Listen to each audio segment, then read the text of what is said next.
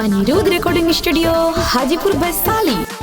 Music director Tuntun बाबू mix by Anirudh Singh.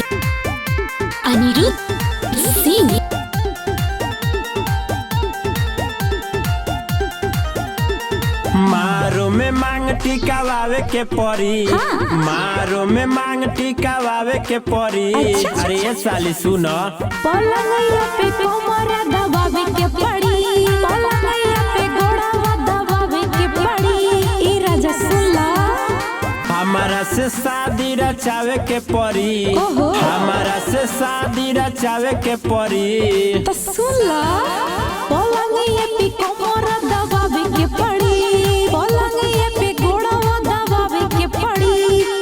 ई राजा सुला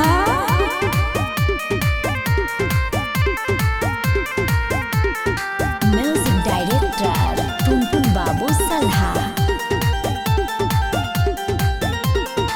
जीजा के भाई बड़ा करो नहीं तंग हो, हमरा तो बाटे दूसर लइका पसंद हो।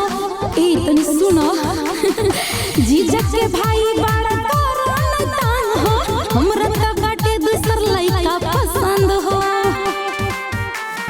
बाबूजी के अपना दहेज तू बचा लो।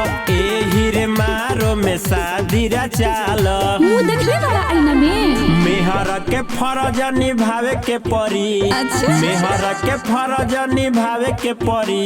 ओहो पलंगैया पे कोमर दबावे के पड़ी, पलंगैया पे कोमर दबावे के पड़ी।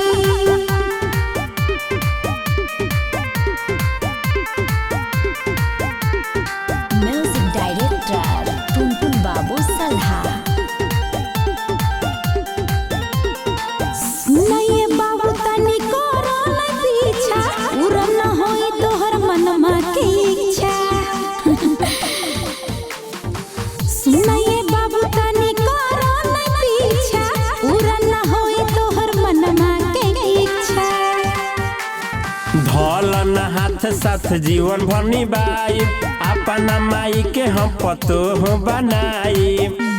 अच्छा मुन्ना अनिरुद्ध के बात माने के परी। मुन्ना अनिरुद्ध के बात माने के परी।